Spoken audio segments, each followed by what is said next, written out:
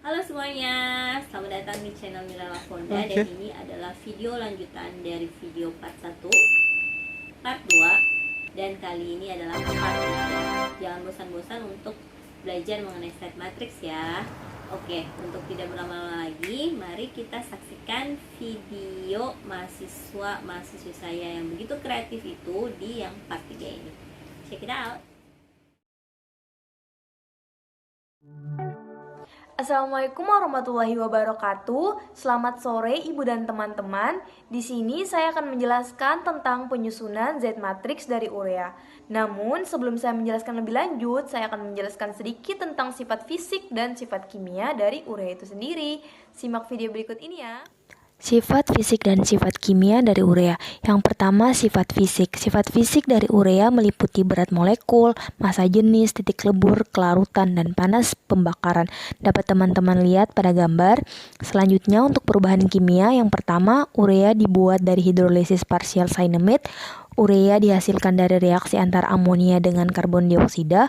Urea dapat bereaksi dengan formaldehid. Dan yang terakhir, pemanasan amonium cyanat dapat terurai menjadi urea. Untuk persamaan reaksinya dapat teman-teman lihat pada gambar. Nah, selanjutnya untuk penyusunan Z matrix. Namun sebelum itu kita menentukan dulu poin-poin yang sudah menjadi tetapan sebelum penyusunan Z matrix. Yang pertama, strukturnya stabil. Nah, di sini saya sudah mendapatkan struktur yang stabil, struktur urea yang stabil di alam. Kemudian digambarkan. Setelah itu beri penomoran. Nah, di sini C mendapat nomor 1, N sebelah kiri mendapat nomor 2, dan seterusnya. Selanjutnya untuk susunan Z matrix dari urea. Untuk baris pertama ada atom yang kita sebut sebagai atom pusat, yaitu atom C, di mana diberi penomoran nomor 1. Untuk baris kedua terdapat atom N2 yang berikatan langsung dengan C1 yang mempunyai panjang ikatan sebesar 1,47. Untuk baris ketiga ada N3 yang berikatan langsung dengan C1 yang mempunyai panjang ikatan sebesar 1,47 dan membentuk sudut ikatan dengan N2 sebesar 120 derajat. Untuk baris keempat, ada O4 yang berikatan langsung dengan C1 mempunyai panjang ikatan sebesar 1,2 dan membentuk sudut ikatan dengan N2 sebesar 120 derajat. Selanjutnya juga membentuk sudut dihedral dengan H6 dengan besar sudut minus 180 derajat. Untuk baris kelima, ada H5 yang berikatan langsung dengan N2, mempunyai panjang ikatan sebesar 1,04, membentuk sudut ikatan dengan C1 sebesar 120 derajat, dan membentuk sudut dihedral dengan N3 sebesar 180 derajat. Selanjutnya untuk baris keenam, ada H6 yang berikatan langsung dengan N2 mempunyai panjang ikatan sebesar 1,04 dan membentuk sudut ikatan dengan C1 dengan besar sudut 120 derajat dan membentuk sudut dihedral dengan O4 dengan besar sudut minus 180 derajat. Selanjutnya untuk baris ketujuh ada H7 yang berikatan langsung dengan N3 dan mempunyai panjang ikatan 1,04, mempunyai sudut ikatan dengan C1 yaitu 120 derajat dan membentuk sudut dihedral dengan N2 yaitu 180 derajat. Untuk baris yang terakhir yaitu baris ke-8 ada H8 yang berikatan langsung dengan N3 dan mempunyai panjang ikatan 1,04, membentuk sudut ikatan dengan C1 yaitu sebesar 120 derajat dan membentuk sudut dihedral dengan O4 sebesar minus 180 derajat. Nah, demikian penjelasan singkat dari saya tentang penyusunan Z matrix dari urea. Semoga video ini bermanfaat bagi teman-teman dan dapat dipahami oleh teman-teman dan ibu. Terima kasih atas kesempatannya. Sekian dari saya. Wassalamualaikum warahmatullahi wabarakatuh dan selamat sore. A few moments later. Assalamualaikum warahmatullahi wabarakatuh dan selamat siang Ibu. Di sini saya akan menjelaskan mengenai zat matriks senyawa etanol untuk memenuhi tugas kimia komputasi dan video ini merupakan video koreksi dari video sebelumnya.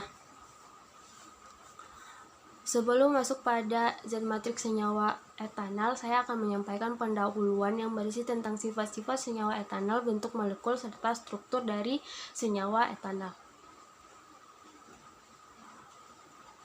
Pertama, sifat-sifat senyawa etanol atau asetaldehida dengan rumus kimia C2H4O memiliki massa molar 44,05 gram per mol, fisik cairan tak berwarna dan berbau tajam buah-buahan, densitasnya 0,788 gram per cm, titik lebur minus 123,5 derajat, titik didih 20,2 derajat Celcius, kelarutan dalam air larut dalam segala perbandingan dengan viskositas 0,215 pada 20 derajat Celcius.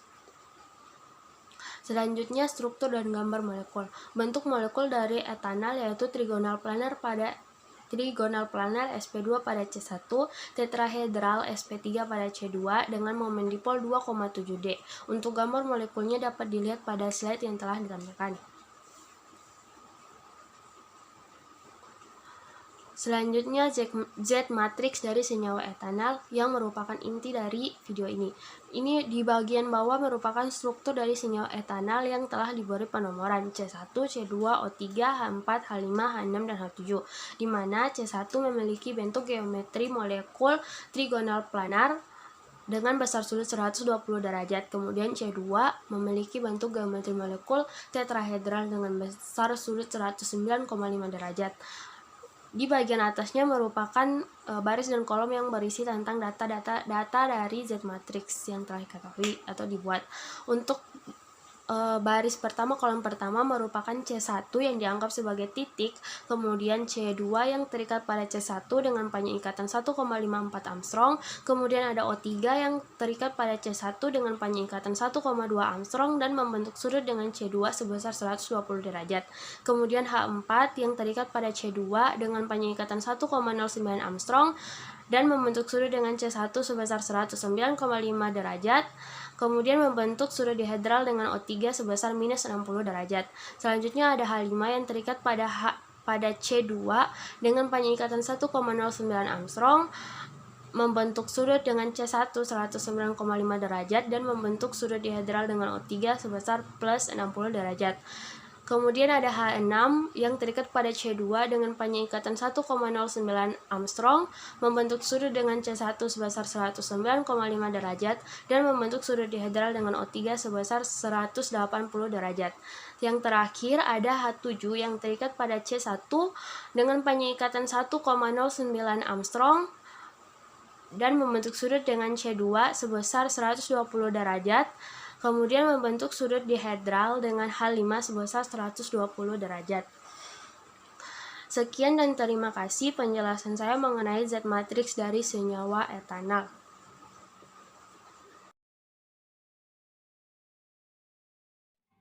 Halo guys, di sini dengan saya Waeba.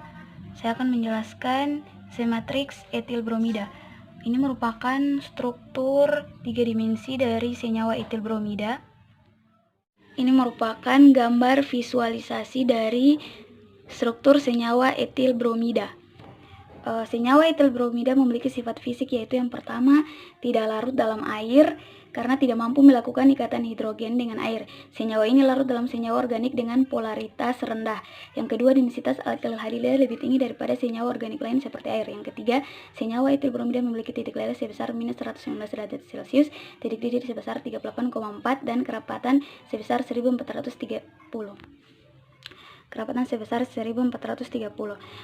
Kemudian senyawa etil bromida memiliki sifat kimia, yaitu yang pertama kreaktifan brom.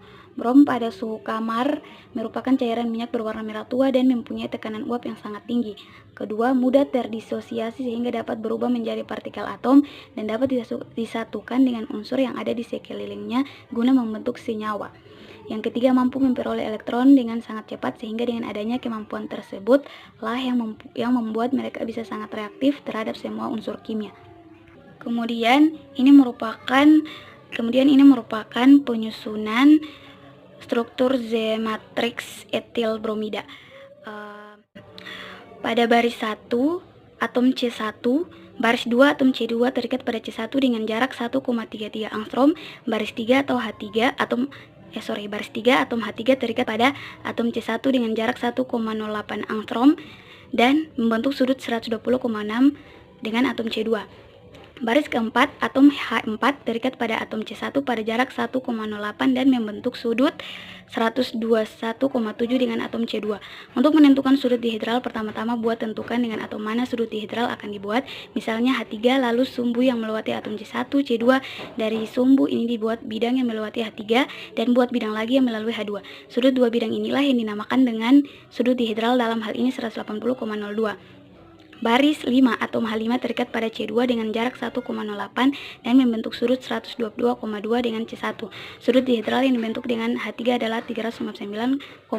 Baris 6, atom Br6 terikat pada C2 pada jarak 1,85 dan membentuk sudut 124,1 dengan C1. Sudut dihedral yang dibentuk dengan H3 adalah 175,97. Terima kasih. 1 minute 37 seconds later.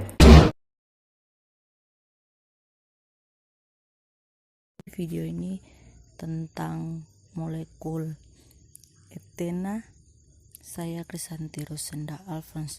Etena itu sendiri digunakan sebagai senyawa antara pada produksi senyawa kimia lain seperti plastik atau polietilena. Etena juga dibentuk secara alami oleh tumbuhan dan berperan sebagai hormon. Etena memiliki dua sifat, yaitu sifat fisik dan sifat kimia. Sifat fisik etena itu seperti ini, dapat dilihat.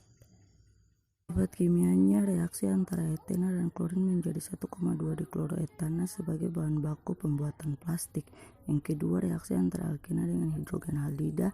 Yang ketiga, reaksi antara alkena dengan hidrogen. Yang keempat, reaksi pembakaran antara etena dan oksigen.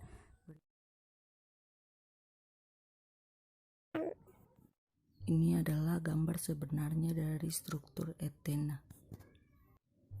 Etena terdiri dari 4 atom hidrogen dan 2 atom karbon yang terhubung oleh suatu ikatan rangkap sehingga disebut hidrokarbon tak jenuh.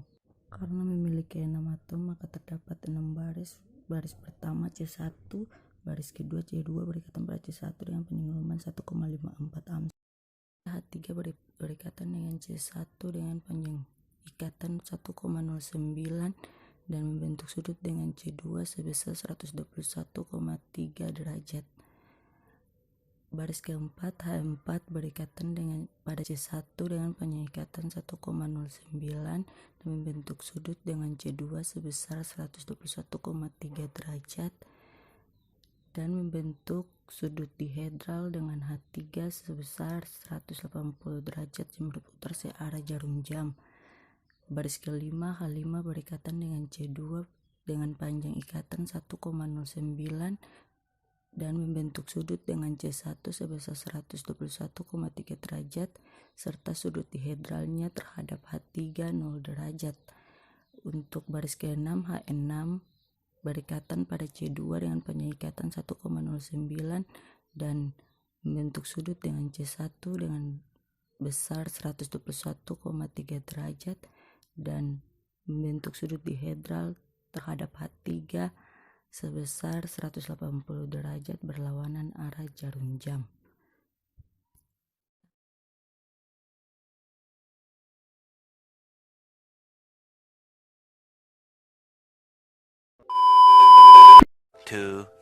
Years later. Baik, di sini saya akan menjelaskan sedikit tentang sifat-sifat dari asetilmetilkarbinol serta Z matriksnya. Baik, di sini dapat kita lihat ini merupakan gambar struktur dari senyawa asetilmetilkarbinol. Ini digambarkan atau dimodelkan menggunakan aplikasi permodelan atom Hyperchem. Selanjutnya, sifat-sifat senyawa dari asetilmetilkarbinol itu diantaranya merupakan cairan yang berwarna kekuning-kuningan, bentuk dimernya padat. Jika terkena udara akan teroksidasi menjadi diasetil, dapat larut dalam alkohol, bercampur sempurna dengan air, larut sedikit dalam eter, dan dipakai sebagai pembawa aroma dalam bumbu-bumbu atau sari wangi-wangian. Senyawa ini biasanya terdapat dalam bakteri di usus dan dapat digunakan sebagai pembeda untuk beberapa bakteri usus seperti E. coli, E. aerogenes, dan Klebsiella pneumoniae. Selanjutnya, senyawa ini juga dikenal dengan nama asetoin. Itu merupakan produksi lanjutan dari butilen glikol. Senyawa ini juga dapat diperoleh dari fermentasi vinegar atau fermentasi asam cuka, di mana bergantung dari bahan baku yang digunakan. Dihasilkan juga beberapa metabolit lainnya seperti asam malat, asam sitrat, asam suksinat, asam laktat, asetahida fosfat, dan klorida. Selain merupakan salah satu metabolit yang terbentuk pada hasil fermentasi vinegar, senyawa ini juga terbentuk dari proses fermentasi kefir. Baik, selanjutnya ini merupakan zat matriks dari asetil metilkarbinol. Berdasarkan strukturnya, maka kita mendapatkan zat matriks seperti ini, di mana C1 merupakan atom pusat.